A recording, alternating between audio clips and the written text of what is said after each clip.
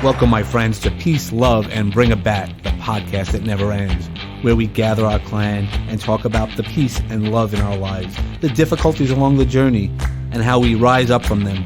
We will experience a little thing I call Kluberty together, and by the end of the show, we're going to find our sweet spot. I'm Uncle Dave, and our transformation starts right here.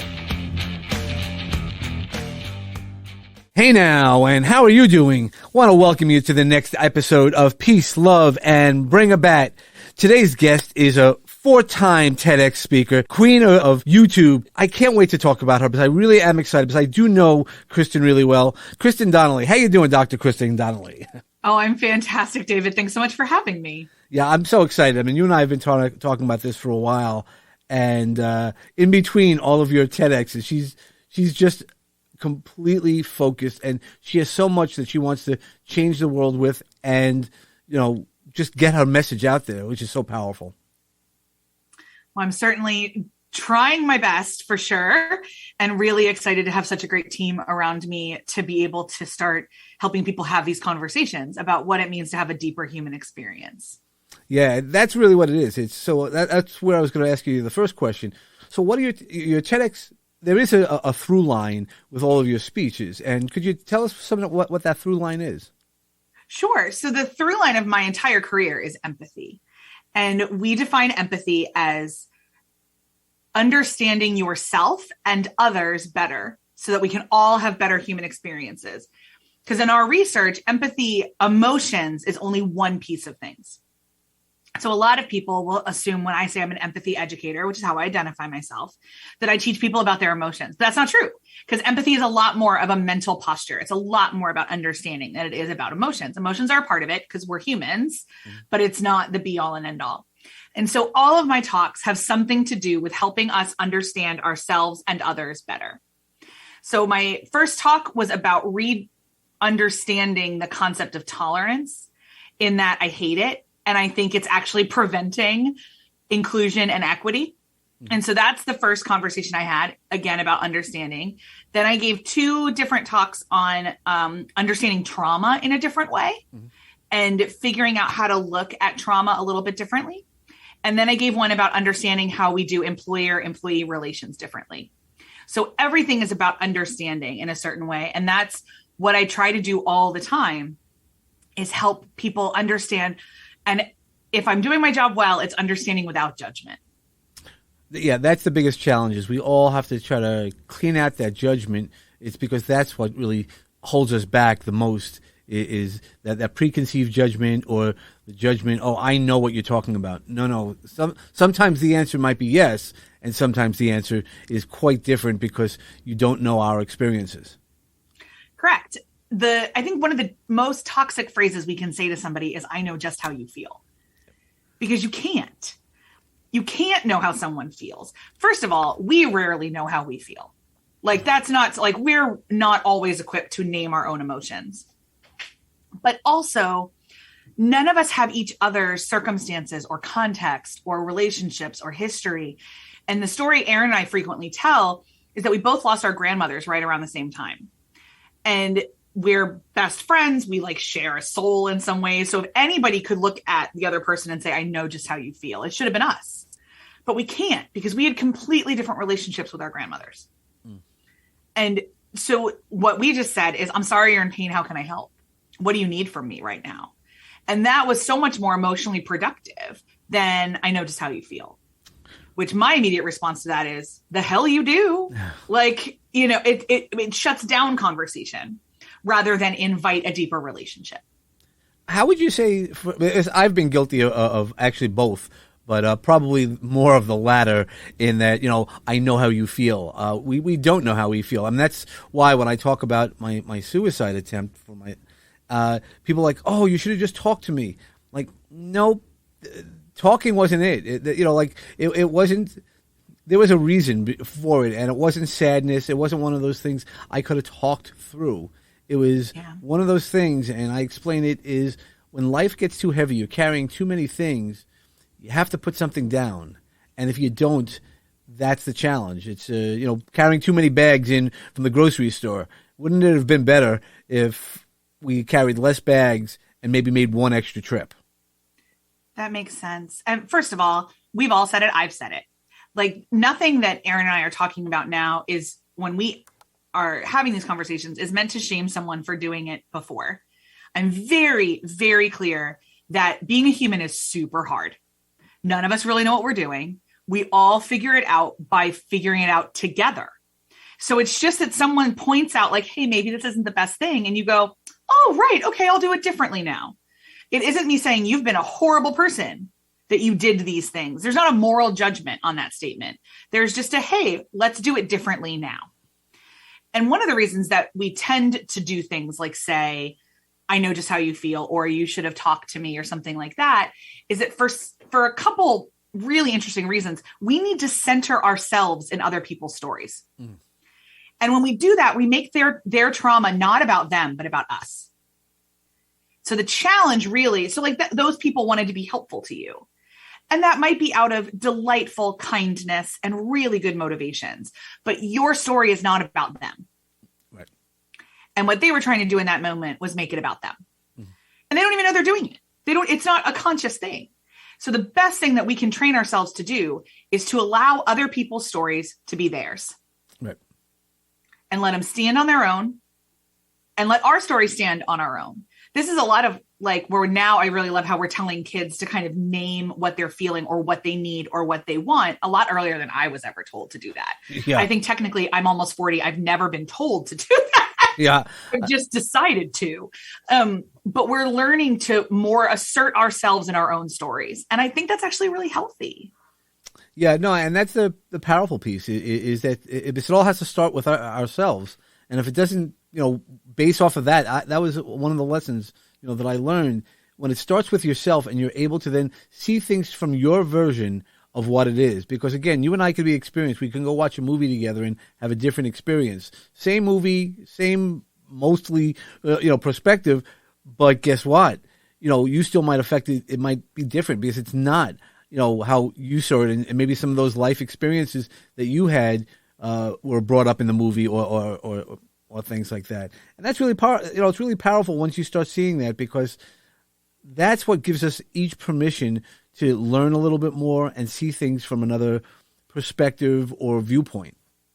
Yeah, absolutely. We need to know ourselves first too, so that we can sort out what is our own buttons and what, we can experience.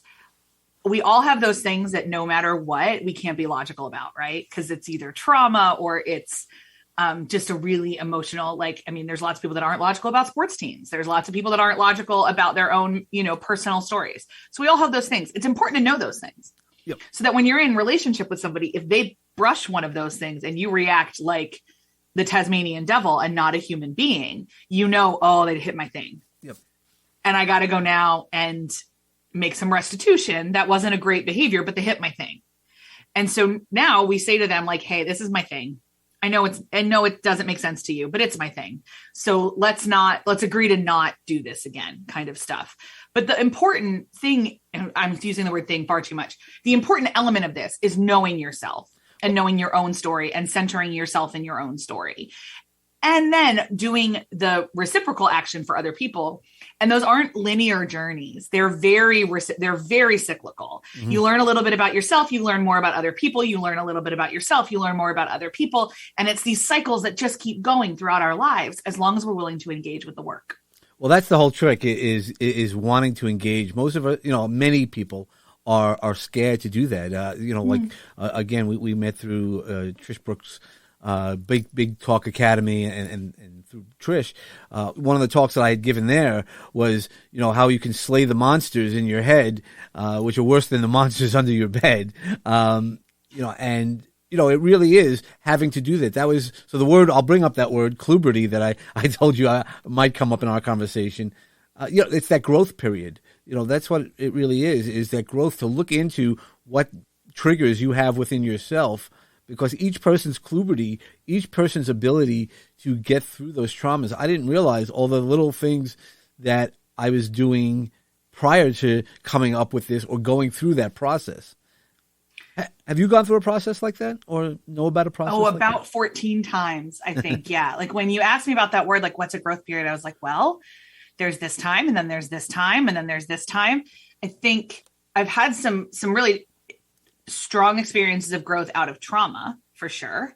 I share one of them in my TEDx Chicago talk around getting fired from a volunteer job that stripped me of my identity in a lot of ways. But I've also had, like, my PhD was at a period of intense personal growth. Sure. And that wasn't all trauma. A lot of it was. My PhD was a very traumatic experience. But a lot of it, even outside of the trauma, was the fact that I was living overseas and I got married in the middle of my PhD. And so I was learning who I was as this person in another country. I was learning who I was as a wife. I was learning what my, future held. At that point, there was no more academia. There was no more degrees to go for. So I had to figure out what the future was. And there was a lot of growth in that process. And then my husband and I decided to emigrate back to America. My husband is Northern Irish. And so we emigrated to America, and I ended up joining my brother and taking our place in the family business. And we had some very set, I think, lovely ideas about what my role would look like. And then about 4 months after I moved home, my dad had a massive health event, and that changed all of our plans, absolutely everything.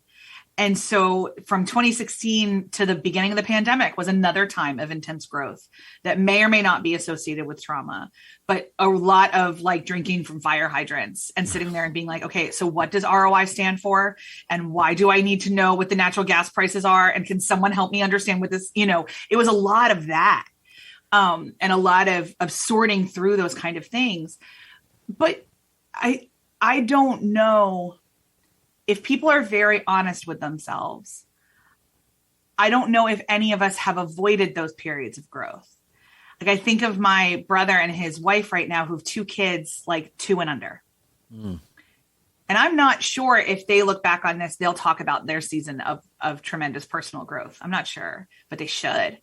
I've watched them now have and try to raise 2 children during a pandemic, during a lockdown. Their first baby was born 3 months before COVID hit. And watching them figure out how to do parenting completely different than they planned throughout Allison's whole pregnancy. Sure. There were play dates planned, and okay, well, we're going to make sure to introduce her to this idea. Well, they couldn't because they couldn't leave their house. And so there's lots of times in which life throws us some sort of curveball, and how we react is a period of growth, whether that's negative growth or positive growth. But very rarely do we actually stagnate, because very rarely do we have the choice to ignore it completely, because honestly, ignoring it turns into a negative growth cycle. Yeah, that's exactly it. Is you got to keep moving it through. And I explain it both on the show as well as with clients is, life is, think of a butterfly. It starts as a caterpillar, beautiful caterpillar. It's loving life. And then all of a sudden it goes into that cocoon and it morphs, which is an ugly process. It liquefies. It does a whole bunch of good fun stuff, but it comes out as a butterfly. And not every day is a butterfly day. Not every day is that day where you could just do whatever you want to do, but move the process and move it in the healthiest way possible. That's that's that emotional intelligence that I know that you really talk about so often. We certainly try to. We say that emotional intelligence is almost like putting feet to your empathy. It's that process of figuring out yourself and the process of constantly doing it. And the constantly is so important, because you're right. That metamorphosis isn't a one-time thing. It's a consistent decision. And there's different areas. Like I'm going through a particularly significant thing right now. The details don't matter, but it's in one bucket of my life. And it's a pretty significant thing. I'm having to make some different decisions and move some priorities around, but that's an area that I haven't done a whole lot of growth in a little while, but I've been doing tons of growth in all these other areas. And so that right now, those are in good places, and they can hit a stasis for a little while, because I do need to work on this other thing over here and focus most of my change energy, which is a limited entity. Sure. We all get very tired very quickly. My change energy needs to all go on this particular issue. There's going to be other seasons where that switches. So it's not like we work on our whole self or we work on nothing. Very frequently, there's buckets of our lives that we need to focus on differently at different times. And especially for those of us in like strong covenantal relationships, sometimes that's your relationship. Sometimes that's your partnership or your marriage or whatever word you use for it. I'd imagine parents sometimes have more difficult or challenging seasons with one or another kid, or figuring those things out and how to stretch your parenting in a different way. And other seasons where it's like, hey, things are going really great. I'm feeling really good as a parent. You know, where I really need to grow is like in my relationship with my sister, something like that. So it's like we're mosaics. So you just pick the chunk of the mosaic that needs a little bit of regrouting. Yep. And that's what it is. I love that you said regrouting, because it's, keep doing it, right? So you can't just do a little bit of it. You have to keep maintaining it, cultivating it, and because that's how growth is. Yep. We just keep growing, and if you don't grow, you really do, start dying. And that doesn't mean that you're, the end die, but it's those pieces of life, and you have to cultivate each part of each avenue of your life. By embracing. I mean, I know you also talk about not only personal development, but embracing tolerance in the world. Yeah, well, I actually think, what I talk about with tolerance is that I think it is the thing that prevents us from growing. So tolerance is a super passive entity. Tolerance is simply saying that person is alive because it is illegal to kill them. That is why that person is alive. That's not moving us in any positive direction. So instead of, you can make the argument that kind of keeps us all at stasis. But the issue with societal stasis is that it allows stereotypes and a lot of other things to fester and grow and deepen. So we don't get to know other people. We get to know ideas about other people. And very quickly, those other people stop being people and they become entities. And that's what tolerance does. Whereas inclusion is the idea that that person is a person. Their personhood is just as valid as yours. And you need to at least know them as a person and make a decision about whether or not you want to be in a relationship or not. Tolerance is ultimately all the time completely passive. Right.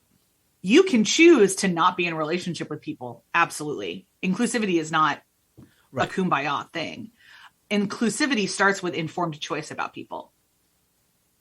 But that informed choice starts with seeing them as humans. Right. That's the challenge. And that's, so I want to ask you, this was definitely an unplanned question. What do you think about the cancel culture?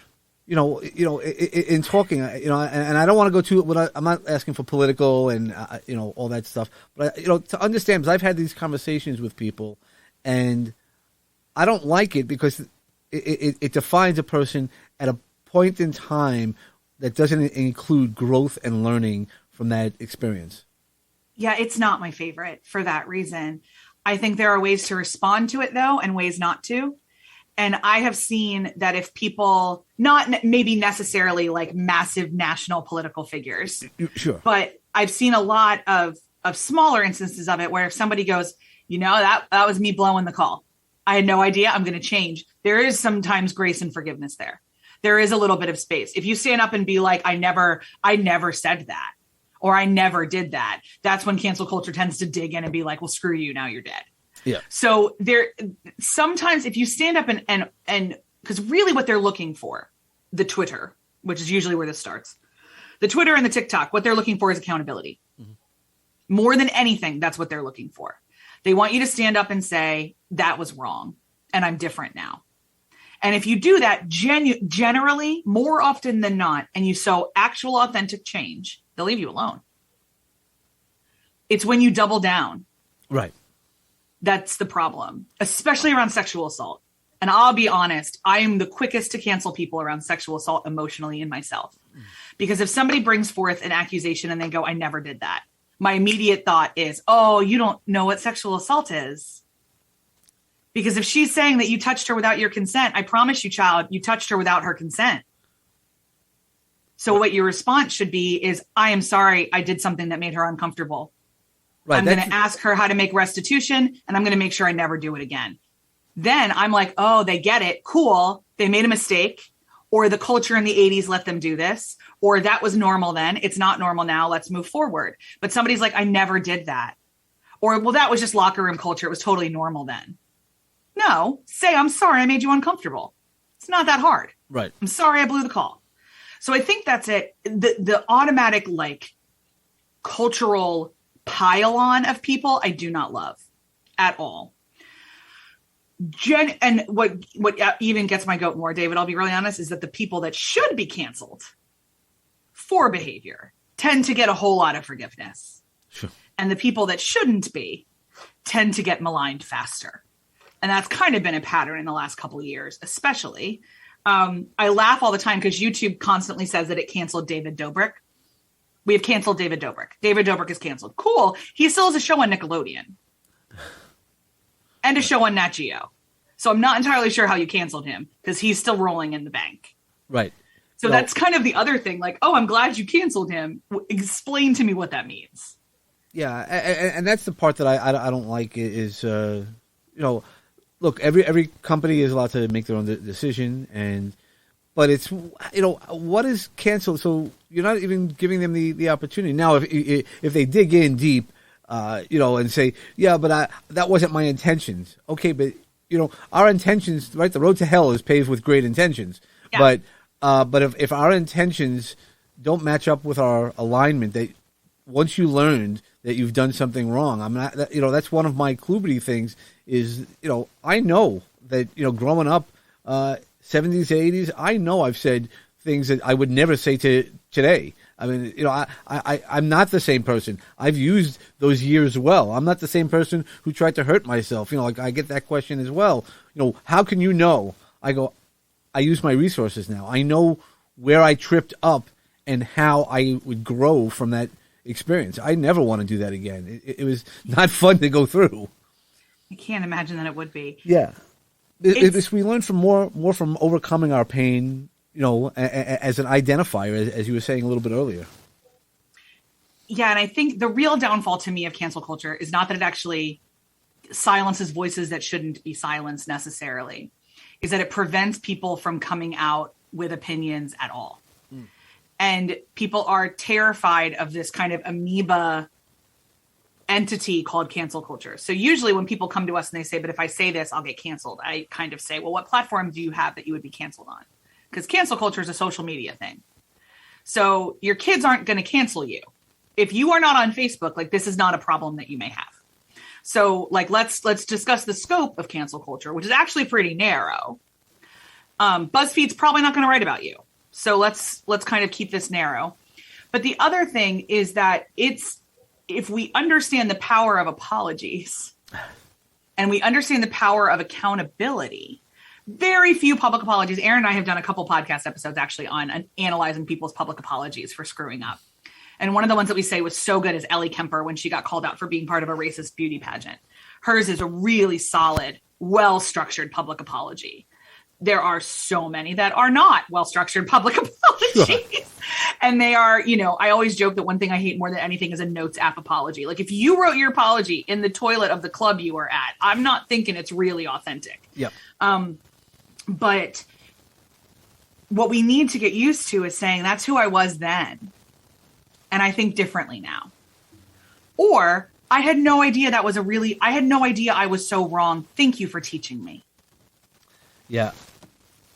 That's the whole thing is, and that's what I've been reaching out to people in making sure that I learn from where I want to and say the right thing. So you reach out to the people who might be offended by the things that you had said, so that way you can learn what not to say. Let them educate you, and that's what I did, because especially as the pandemic, we had a lot of things to learn, and I used it. All those people who go, oh, I hated, we were home, we were stuck. Yeah, that before the pandemic, that was my biggest fear, is being home and stuck by myself. Mm-hmm. I didn't like myself, but now I've done the deep dive. I like myself no matter what I do, and not no matter what I do. I mean, as long as I'm appropriate. But I can say I like myself better, and that's part of that understanding and growth that we all should seek. But not everybody does, because we get very defensive. We'll be back in a moment.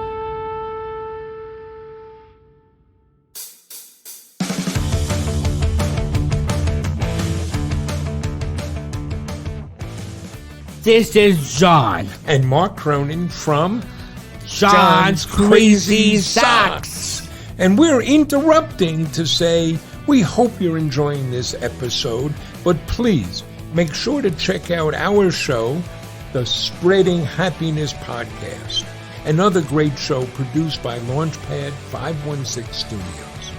New episodes are available every week on all your favorite podcast platforms. Join us on our new podcast as we continue our mission, spreading happiness. Thank you, folks. You're listening to Peace, Love, and Bring It Back with me, Uncle Dave Shemetsky. What would be some things that some resources that you might use to overcome that difficult conversations that you might want to have? This is such a great question because we're actually designing a training right now entirely around language and words we don't use anymore. So we are looking a lot right now at that. One of the things that I always recommend is to not let yourself get overwhelmed. So you mentioned in 2020, we had a lot of things to learn.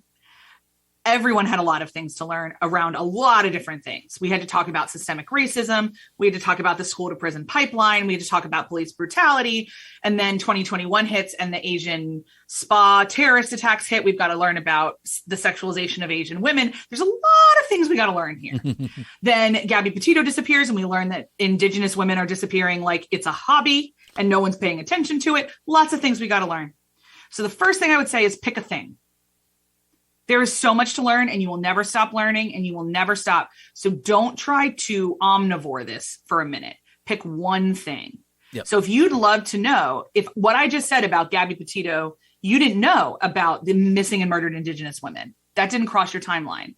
That's a great place to start. Literally Google the phrase missing and murdered Indigenous women.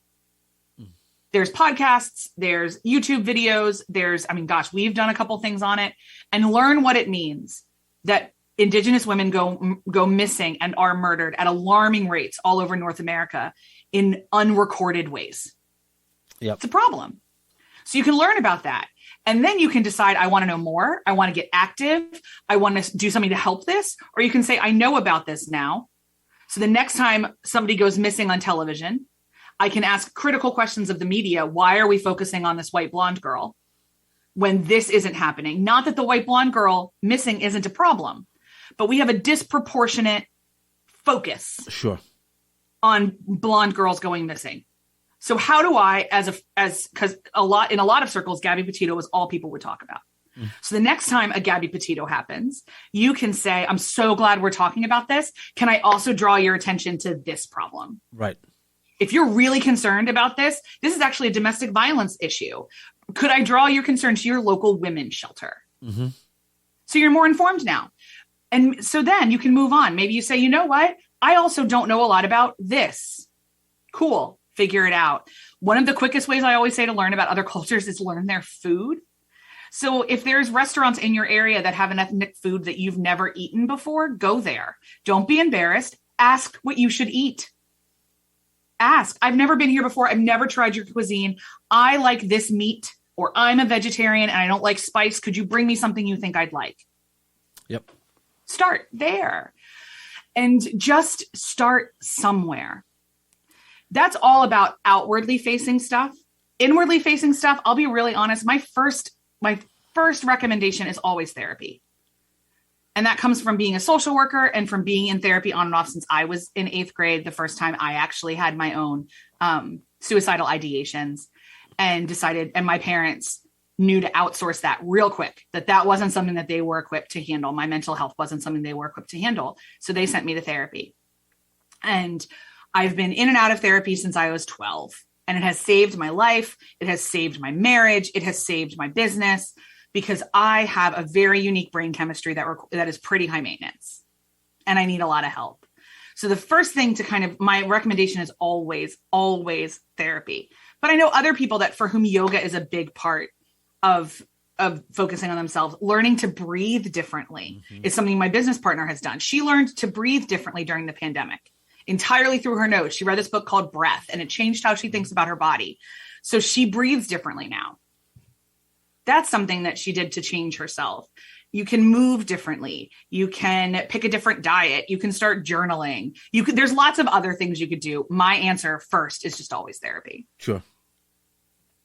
Yeah, no, definitely. That's the way to go. and you have to find what resources, because therapy, a lot of people get scared about. I've been in therapy for a while, and you go when you come. You don't need it all the time. It's not something that once you start, it all depends on your growth and how everybody goes through that process differently. And that's why when we start living life, the real living of life, everybody lives it differently and manages all the things that you need to do. Which is why you should always run. This is like, I make this definitive statement about definitive statements, and I recognize the irony, but you should always run from somebody who says they have the solution to your life. Yeah. In a definitive statement. Because like, if someone is saying that, they are literally selling something. Yep. Literally what they're doing. And so I hesitate about definitive statements and blanket over. I am pretty confident that if someone's telling you in 5 easy steps, I can fix your life, I would encourage you to consider not doing that. Right. Because it's so much like, if someone's like, I want to walk with you as you learn how to change yourself. Listen to that. Right. I can fix you, run the other direction. 100%. That's why I say, when I'm working with somebody, I go, we have the ability, but it's your choice.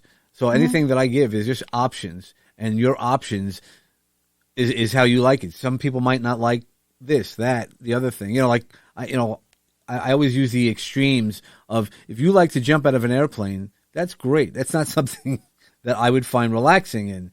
Maybe, if I tried it, but I'm not prepared to try that right now.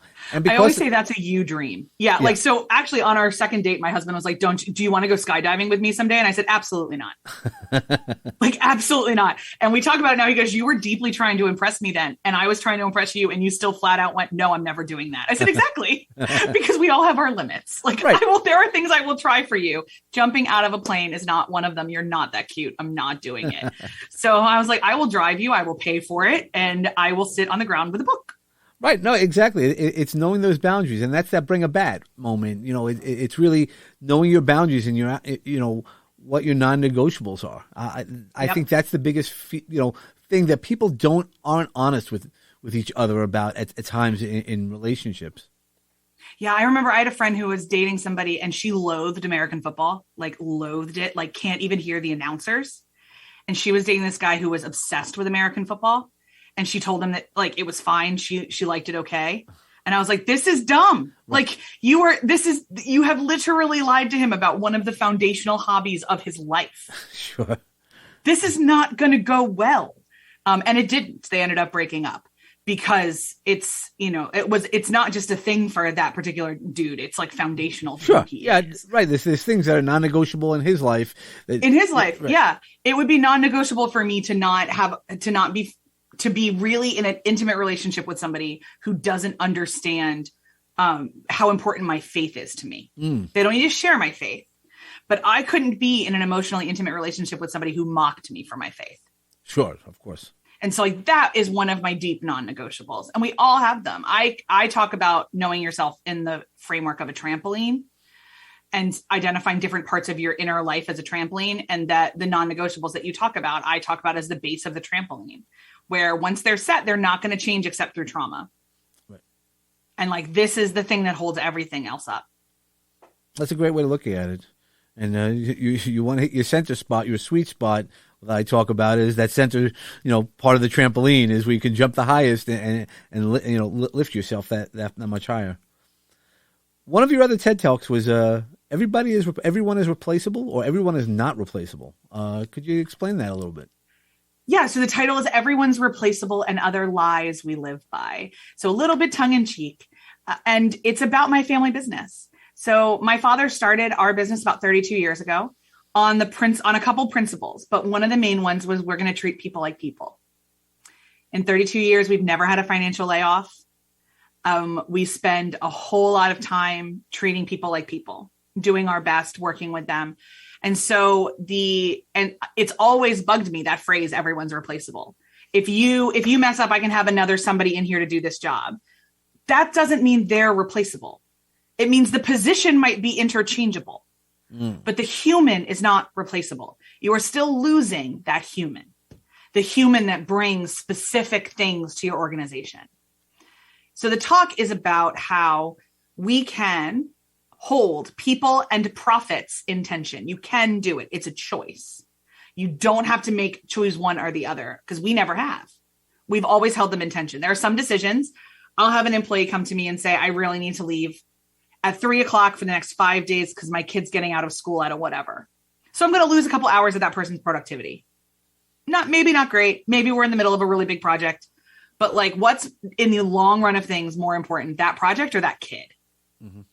That kid's more important. So let's think creatively about how we get the project solved. Because there's 25 people in this building that might be able to solve the project. There's that kid has one mom. Right. So how that's do we a short-term think outside the problem. box? Because then you also have that employee who's more engaged because they know that they can have that honest conversation with you. Like, what, if they do it every week, then that becomes a different story. But it's usually a one-time or a very specific reason, and you then build that. We communicate really openly. I can't help you solve a problem I don't know about. Right. So if I don't know about the problem, I may have to punish you for the ramifications of the problem, or you could talk to me ahead of time and tell me the problem. We come up with a creative solution. Right.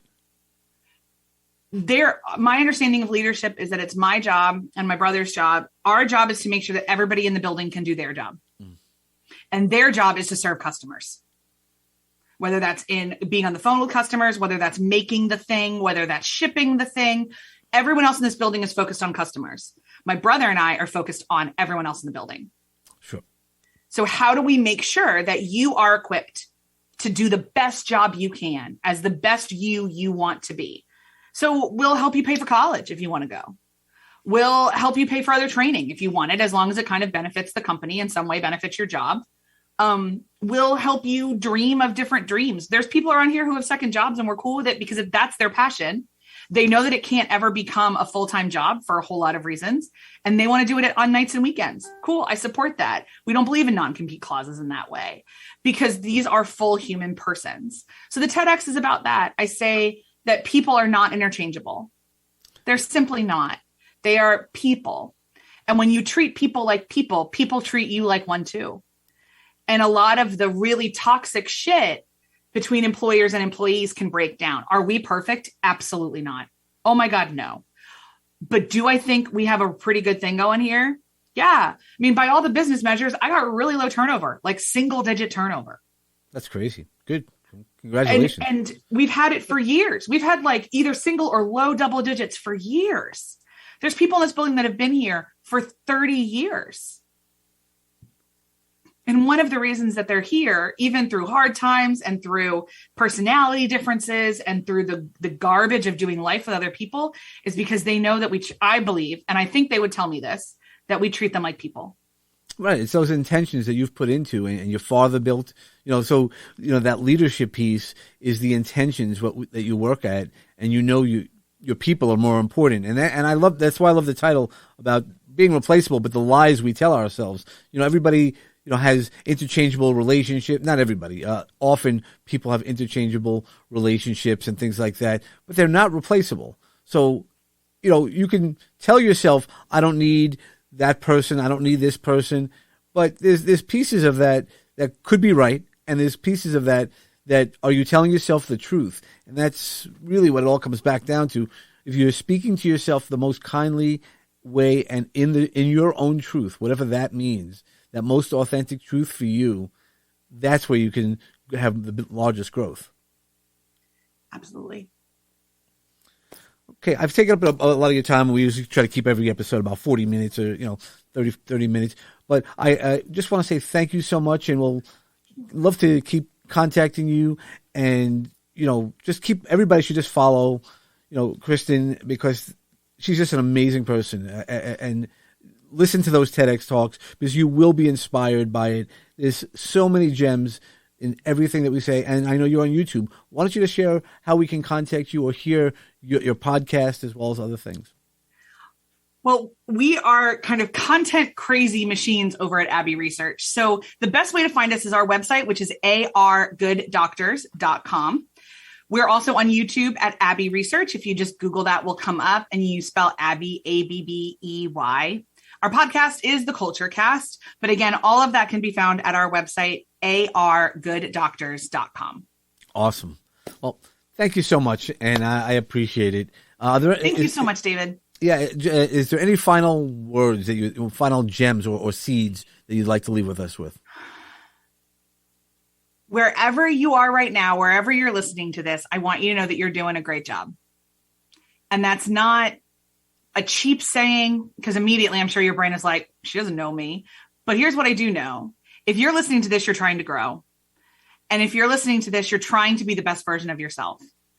And that's hard work, and it's tiring, and it's exhausting. And if you're even taking one step, you're doing a great job.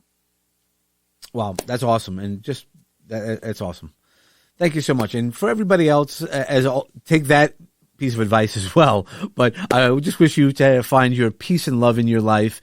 And when you're bringing about non-negotiables, boundaries, and nonviolent, more importantly, but make sure that you do find that sweet spot, whatever that means to you, and wishing you all the best. Thank you. I'm really glad that you're enjoying our show. Peace, Love, and Bring a Bat is brought to you by Launchpad 516 Studios. Executive produced by David Chemetsky and George Andriopoulos. Music selections by James Grant, Zach Nelson, and James Gaither, and licensed through Storyblock. Sound effects and sponsorship music licensed through Epidemic Sound. Peace, Love, and Bring a Bat is hosted with Podbean. Subscribe to our show wherever podcasts are available. And don't forget to leave us a 5-star review on Apple Podcasts and share with all of your friends. Follow us on Facebook at Peace, Love, and Bring a Bat. Follow me, Uncle Dave Chemetsky, on Facebook, Instagram, LinkedIn, and Clubhouse. You can find all those links and more info at davidchemetsky.com. For show ideas, feedback, guest inquiries, or just a chat, reach out to me at peacelovebringabat@gmail.com. For sponsorship and media inquiries, reach out to peacelovebringabat@lp516.com. Make sure to follow all the great podcasts produced by Launchpad 516 Studios. Today's journey has come to a close, my friend. I hope the seeds of peace and love continue to grow for each one of you. Remember that peace and love surrounds you and will assist you to rise again. But don't forget to bring a bat for what you believe in. Namaste.